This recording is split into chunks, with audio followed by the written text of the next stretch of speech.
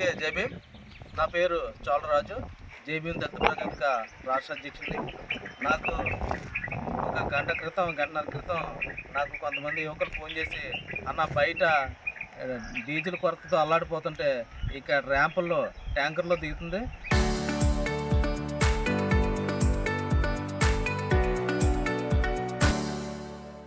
దీనిపై ఏమైనా అక్రమాలు ఏం జరుగుతాయి కాబట్టి నువ్వు దగ్గరుండి ఖచ్చితంగా అది అయ్యేదాకా నువ్వు ఉండాలని చెప్పి నాకు యువకులు కొంతమంది ఫోన్ చేయడం జరిగింది. దానికి ఇక్కడ రావడం జరిగింది. అలాగే అధికారులు వచ్చారు.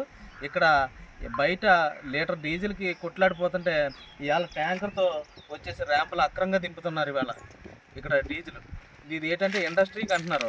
ఇండస్ట్రీకి అని పేరుతో తీసుకొచ్చి ఎక్కడో తెలంగాణ నుంచి వచ్చిందంట. దీనిపై ఖచ్చితంగా చర్యలు తీసుకోవాలి. అలాగే అక్రమ దందాలు ర్యాంపులో ఏ ర్యాంపులోనూ కూడా సరైన రూల్స్ ఎక్కడ కూడా పాటించడం లేదు. అలాగే ఇక్కడున్న స్టాక్ పాయింట్ కూడా చాలా అక్రమం ఇది. ఎందుకంటే ఇక్కడ ప్రభుత్వ స్థలంలో స్టాక్ పాయింట్ ఎక్కడ ఇవ్వకూడదు. దీన్ని కూడా అక్రమంగా ఏదైతే కూటమి ప్రభుత్వం అధికారుల అండదండలతో ఖచ్చితంగా దీన్ని సీజ్ చేయాలి.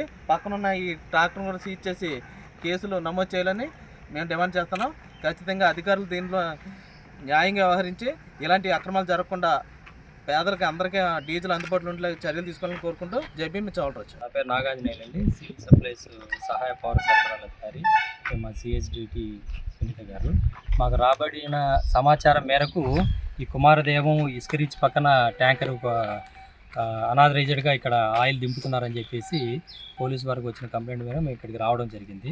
ఇక్కడ చూస్తే ఆయిల్ ట్యాంకర్లో మొత్తం ఆయిల్ ఉందండి. ఇక్కడ వీళ్ళంతా ఇండస్ట్రియల్ ఆయిల్ అండి, మేము సామర్లకోట నుంచి తెచ్చుకున్నామని చెప్తున్నారు.